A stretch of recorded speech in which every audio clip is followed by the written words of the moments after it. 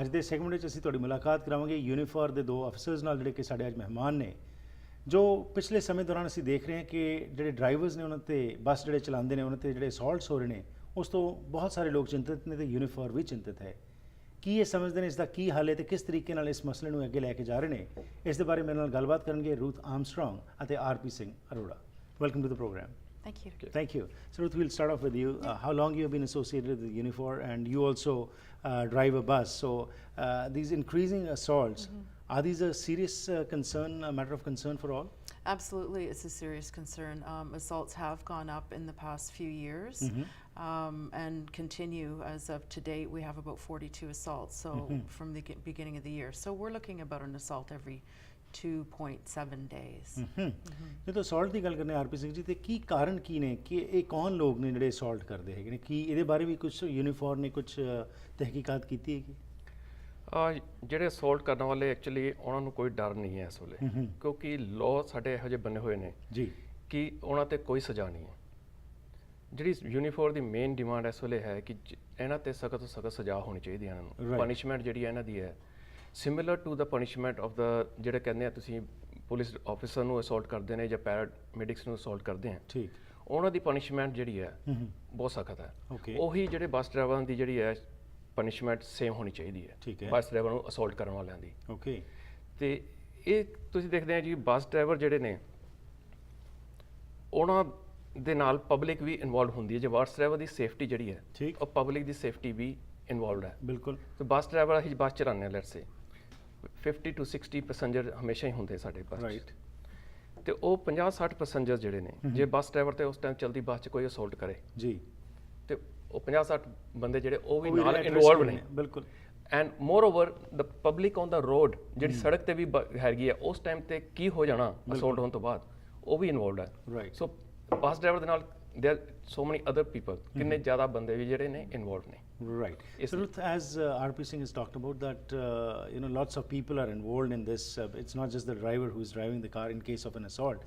And you mentioned that every 2.7 days there's one assault. That's the statistics which point out. Any particular reason you feel these attacks are increasing? Because is it not? It's not just confined to Surrey or Vancouver. It's everywhere. It's happening everywhere.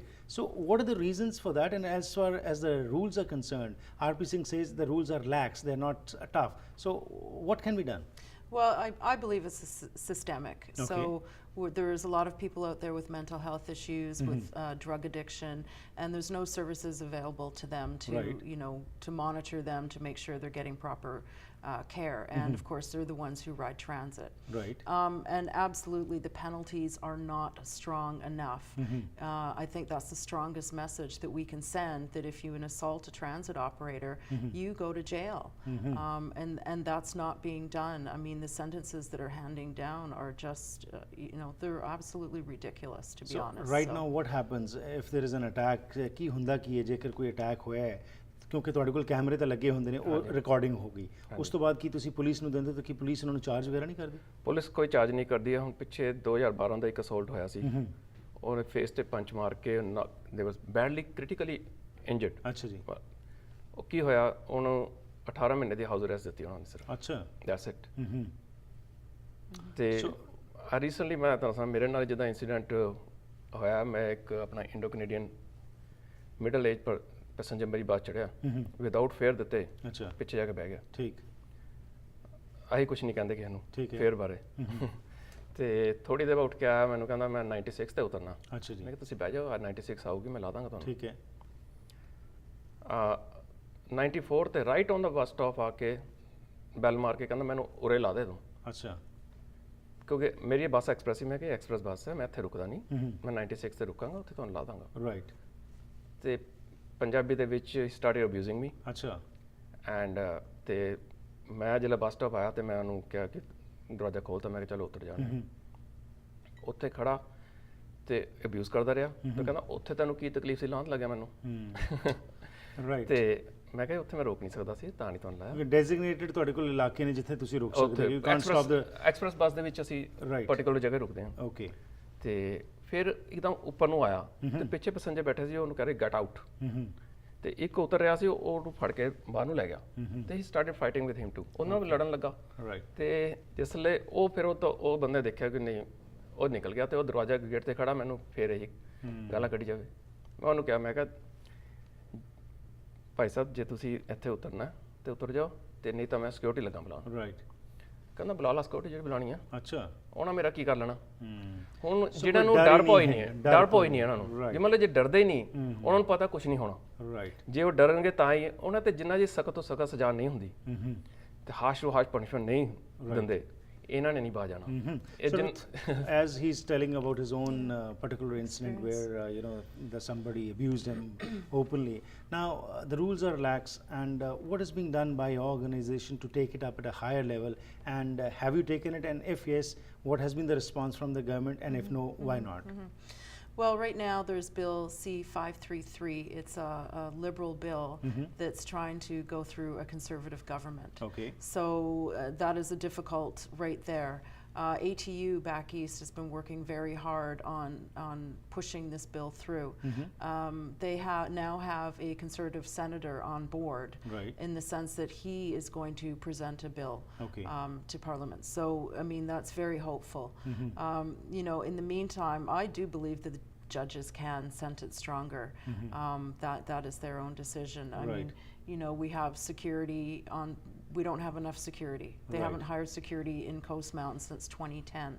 So there needs to be also a visual out there as well to help us out. So transit police we've been working very closely with for the past 6 months or so, and they have their new campaign, Don't Touch the Operator. So it's a texting ability where you can text transit police if one of the passengers foresees something happening on the bus.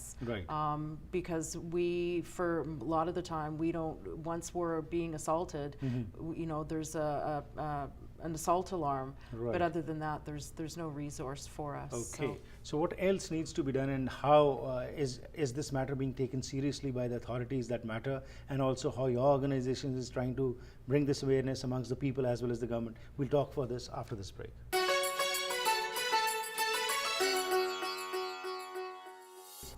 Bus drivers ਤੇ ਵੱਧ ਰਹੇ ਹਮਲੇ ਜਿਹੜੇ ਨੇ ਇੱਕ ਬੜਾ ਹੀ ਸਮੱਸਿਆ ਦਾ ਇੱਕ ਮੁੱਦਾ ਹੈ, ਤੇ ਜਿਸ ਦੇ ਬਾਰੇ ਮੇਰੇ ਨਾਲ ਗੱਲਬਾਤ ਕਰ ਰਹੇ ਨੇ ਰੂਥ ਆਰਮਸਟਰੋਂਗ ਅਤੇ ਆਰਪੀ ਸਿੰਘ ਅਰੋੜਾ। ਇਹ ਦੋਨੋਂ ਹੀ ਬੱਸਾਂ ਵੀ ਚਲਾਉਂਦੇ ਨੇ ਤੇ ਨਾਲ ਇਹ ਯੂਨੀਫਾਰਮ ਦੇ ਆਫਿਸਰਸ ਵੀ ਨੇ। ਆਓ ਹੋਰ ਗੱਲਬਾਤ ਤੇ ਰਾਹੀਂ ਇਹਨਾਂ ਕੋਲੋਂ ਇਨਫੋਰਮੇਸ਼ਨ ਲੈਂਦੇ ਹਾਂ।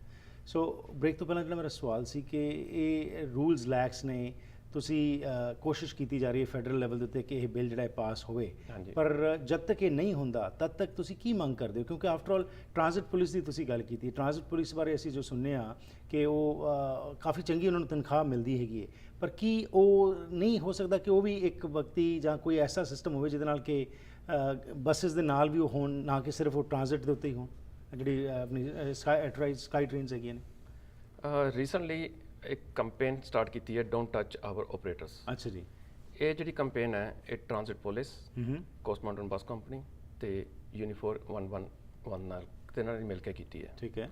ਇਹਦੇ ਵਿੱਚ ਜਿਹੜੀ ਕੰਪੇਨ ਹੈ ਇਹ 'ਚ ਹੈਗਾ mainly stop violence against the bus drivers. ਜੀ। That is we don't want any more assaults, no more assaults at all. ਜੀ। ਸੋ ਜਿੱਦਾਂ ਹੁਣ ਤੁਸੀਂ ਇਹ ਹੁਣ ਰੀਸੈਂਟਲੀ ਮੈਂ ਦੇਖਿਆ ਉਹਨਾਂ ਨੇ ਪਹਿਲਾਂ ਜ਼ਿਆਦਾ ਟ੍ਰਾਂਜ਼ਿਟ ਪੁਲਿਸ ਜਿਹੜੀ ਹੈ ਮੋਰਲੀ ਜਿਹੜੇ ਸੀਗੇ ਸਕਾਈ ਟ੍ਰੇਨ 'ਚ ਜ਼ਿਆਦਾ ਰਹਿੰਦੇ ਸੀ। ਠੀਕ ਹੈ। ਰੀਸੈਂਟਲੀ ਉਹਨਾਂ ਨੇ ਆਪਣੀ ਪ੍ਰੈਜ਼ੈਂਸ ਜਿਹੜੀ ਹੈ ਬੱਸਾਂ ਦੇ ਉੱਤੇ ਕਰਨੀ ਸ਼ੁਰੂ ਕਰਤੀ ਹੈ। Right. With this campaign. Okay. Transit security ਵੀ ਹੁਣ ਇਹਨਾਂ ਨੇ ਜਿਹੜੀ ਹੈ ਉਹ ਵੀ ਪ੍ਰੈਜ਼ੈਂਸ ਜ਼ਿਆਦਾ ਹੋ ਗਈ ਹੈ। ਈਵਨ ਰੋਡ ਸਾਈਡ ਸੁਪਰਵਾਈਜ਼ਰ ਵੀ। ਠੀਕ ਹੈ। You can see they are also there ਮੋਰ। ਠੀਕ। ਸੋ ਜੇਕਰ ਸਪੋਜ਼ ਕੋਈ ਐਸਾ ਅਸੌਲਟ ਹੁੰਦਾ ਹੈ ਆਰਪੀ ਸਿੰਘ ਜੀ, ਤਾਂ ਕੀ ਤੁਸੀਂ ਅਲਾਰਮ ਜੇਕਰ ਜਾਂ ਤੁਹਾਡੇ ਕੋਲ ਜਿਹੜਾ ਸਿਸਟਮ ਤੁਸੀਂ ਕੀਤਾ, ਕਿੰਨੀ ਕੁ ਦੇਰ ਵਿੱਚ ਉੱਥੇ ਪੁਲਿਸ ਆ ਸਕਦੀ ਹੈਗੀ? ਸਿਸਟਮ ਵਾਈਜ਼ ਐਕਚੁਅਲੀ ਇੰਨਾ ਇਹਨਾਂ ਕੋਲ ਹੈ ਨਹੀਂ, ਹਾਲੀ ਇਕਵਿਪਮੈਂਟ ਨਹੀਂ ਹੈ, ਇਨਫਰਾਸਟ੍ਰਕਚਰ ਨਹੀਂ ਹੈ, ਡਿਵੈਲਪ ਨਹੀਂ ਹੈ ਕਿ ਇਟ ਟੇਕਸ ਟਾਈਮ। ਉਹ ਟਾਈਮ ਲੱਗ ਜਾਂਦਾ ਜੇ ਕੋਈ, ਤਦ ਤੱਕ ਤਾਂ ਬੰਦਾ ਵੀ ਭੱਜ ਸਕਦਾ, ਤਦ ਤੱਕ ਬੰਦਾ ਭੱਜ ਸਕਦਾ। ਹਾਂਜੀ, ਪਰ ਥੋੜਾ ਜਿਹਾ ਹਾਲੀ ਇਹਨਾਂ ਨੂੰ ਵੀ ਨੀਡ ਮੋਰ ਪ੍ਰੈਜ਼ੈਂਸ। ਓਕੇ। ਇਹਦੇ ਨਾਲ ਇਹ ਨਹੀਂ ਹੈ ਕਿ ਅਸੌਲਟ ਘੱਟ ਜਾਣਗੇ ਪਰ ਸਟਾਪ ਨਹੀਂ ਹੋਣਗੇ। ਰਾਈਟ। ਉਹਨਾਂ ਨੂੰ ਅਸੌਲਟ ਨੂੰ ਸਟਾਪ ਕਰਨ ਲਈ ਸਿਰਫ ਇੱਕੋ ਹੀ ਹੈ ਕਿ ਇੱਕ ਤਾਂ ਲਾਅ ਚੇਂਜ ਕਰਨਾ ਪਏਗਾ। ਠੀਕ ਹੈ। ਨੰਬਰ 2 ਇਹਨਾਂ 'ਤੇ ਹਾਸ਼ ਟੂ ਹਾਸ਼ ਜਿਹੜੀ ਹੈ punishment ਜਿਹੜੀ ਹੈ, that's the only thing. Okay, so Ruth, while this all is being done, do you also think that, like for example, there was a problem with the taxi drivers also, and there were some attacks on them, then this was lobbied, and then, you know, there was between the passenger and the driver, a kind of a bar was set up whereby it's difficult for a person to punch or do anything. So do you, as drivers, do you also demand that there should be something, some protective kind of a frame which can be set up in the bus? We're split. Our membership is split. We Okay. did offer a prototype for the operators to take a look at, sit in the seat, close the shield about 5 years ago, and the majority of the operators decided against it. Okay. It's very claustrophobic. In the summertime, there's no air circulation. There's safety issues because of the glare of the sun reflecting on the windshield, that sort of thing. Okay. However, we are revisiting it with WorkSafe because 5 years ago when we looked at it, we were told that if it were installed, it would be mandatory for every operator to use it. Okay. And that's when the operators that were maybe were like, oh, it might be a good idea. As soon as they were told they have to use it, they said, well, then no, I don't want to be forced to use it. Right. So, you know, and I also want to say, as far as educating the public, you know, there's been a lot of cutbacks to service. Okay. And we know it. And we, as drivers, when we're passing up people who've been waiting 3-4 buses in the rain at 6 o'clock in the morning, the public's getting angry, and we realize that. And when we open up the doors, we're the first person that they see to greet when them. well, exactly, and Right. and you know, we understand, and we don't like passing up people, and we Right. certainly don't wheelchairs and senior citizens at 1 o'clock in the afternoon when, you know, my grandmother thinks it's safe to go to the community center and she's going to get a seat on the bus, Right. and it's standing room only. That's not acceptable. I mean, the Right. public deserves safe, service. efficient service, and we're there. We want that too. So, Right. and the cutbacks are even going to go back more, even though TransLink has now proclaimed that they're in a surplus now. That's a very important point what you have raised. So ਇਹ ਜਿਹੜਾ ਇਹਨਾਂ ਨੇ point RP Singh ji touch ਕੀਤਾ ਹੈ, ਕਿਉਂਕਿ ਆਮ ਤੌਰ ਦੇ ਉੱਤੇ ਜੋ ਇਹਨਾਂ ਨੇ ਕਿਹਾ ਕਿ ਤੁਸੀਂ ਨਹੀਂ ਨਜ਼ਰਅੰਦਾਜ਼ ਕਰਦੇ ਜਿਹੜੀਆਂ ਸਰਵਿਸਿਜ਼ ਕੱਟ ਹੋ ਰਹੀਆਂ ਨੇ ਉਸ ਨੂੰ ਜੋ ਤੁਹਾਨੂੰ ਫੋਲੋ ਕਰਨਾ ਪੈਂਦਾ ਤੁਸੀਂ ਉਹੀ ਕਰਦੇ ਹੋ। ਤੇ ਇਹ ਜਿਹੜੀਆਂ ਕੱਟਬੈਕਸ ਹੈਗੀਆਂ ਨੇ ਤੇ ਆਉਣ ਵਾਲੇ ਸਮੇਂ 'ਚ ਵੀ ਕੀ ਇਹ ਹੋਰ ਵੱਧ ਸਕਦੀਆਂ ਨੇ, ਤੇ ਇਹਦੇ ਵਾਸਤੇ ਆਮ ਵਿਅਕਤੀ ਜਿਹੜਾ ਹੈਗਾ ਉਹ ਕੀ ਆਵਾਜ਼ ਬੁਲੰਦ ਕਰ ਸਕਦਾ ਹੈ ਕਿ ਇੱਕ ਤਾਂ ਸੇਫਟੀ ਦਾ ਮੁੱਦਾ ਜਿਹੜਾ ਤੁਸੀਂ ਕਿਹਾ, ਤੇ ਨਾਲ ਇਹ ਜਿਹੜੀਆਂ ਸਰਵਿਸਿਜ਼ ਨੇ ਬਹਾਲ ਹੋਣ?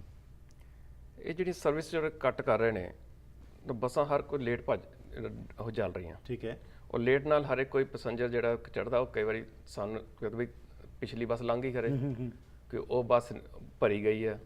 ਹੁਣ ਇੱਕ ਵਾਰੀ ਮੈਂ ਆਈ ਵਾਸ ਡਰਾਈਵਿੰਗ ਨੰਬਰ 3 ਵੈਨਕੂਵਰ ਦੇ ਵਿੱਚ, ਰਾਈਟ, ਤੇ ਮਰੀਨ ਤੋਂ ਚੱਲ ਕੇ ਮੈਂ ਹਾਲੀ 25th ਤੇ ਪਹੁੰਚਾ ਹੋਣਾ ਜੀ, ਤੇ ਮੇਰੀ ਬੱਸ ਫੁੱਲ ਸੀ, ਤੇ ਪੈਸੇਂਜਰ ਮੈਨੂੰ ਕਹਿਣ ਲੱਗੇ ਵੀ ਮੈਂ ਲੈ ਨਹੀਂ ਸਕਦਾ ਜੀ, ਮੈਂ ਉਹ ਬਿਲਕੁਲ ਟੌਪ ਤੋਂ ਹੀ ਅੱਗੇ ਤੱਕ ਫਿਲ ਕੀਤੇ ਹੋਏ ਸੀ ਬੰਦੇ, ਰਾਈਟ, ਕਿ I could only C my mirror, right, ਤੇ ਉਹ ਜਿਹਨੇ 2 ਕੁੱਤਰੇ ਮੈਂ 2 ਹੋਰ ਚੜਾ ਲਏ। ਠੀਕ, ਪਿੱਛੇ ਕਹਿੰਦਾ ਵੀ ਮੈਂ ਕਿਹਾ ਵੀ ਪਿੱਛੇ ਬੱਸ ਜਿਹੜੀ ਹੈ ਖਾਲੀ ਆ ਰਹੀ ਹੈ, ਮੈਂ ਕਿਹਾ ਆਈ ਡੋਂਟ ਨੋ, ਤੇ ਕਹਿੰਦਾ ਅੱਗੇ 3 ਬੱਸਾਂ ਲੰਘ ਕੇ ਗਈਆਂ ਸੇਮ, ਰਾਈਟ, ਤਾਂ ਇੰਨਾ ਇਸ ਵੇਲੇ ਜਿਹੜਾ ਨਾ ਪੈਸੇਂਜਰਸ ਹੈਗੇ ਨੇ, Right. ਬਟ ਸਟਿਲ ਕੱਟਬੈਕਸ ਟਾਈਮ ਦਾ ਵੀ ਕੱਟਬੈਕ ਹੋ ਰਿਹਾ, ਟਾਈਮ ਵੀ ਡਿਲੇ ਹੋ ਰਹੇ ਨੇ, ਤੇ ਸੋ ਇਹ ਸਾਰੀ ਚੀਜ਼ਾਂ ਦਾ ਅਸਰ ਜਿਹੜਾ ਇਵੈਂਟ ਹੈਗਾ ਉਹ ਡਰਾਈਵਰਸ ਦੇ Drivers ਦੇ ਨਿਕਲ ਉੱਤੇ ਜਾਂਦਾ ਆਉਂਦਾ ਹੈ, right. So finally what would be your message? How can the public also be a part of this campaign whereby they can raise their voice, which can be for their betterment as well as for the persons who are driving the buses? Well, it is for their betterment, because one of our worst nightmares will be like what happened a couple of weeks ago with one of our drivers in Surrey.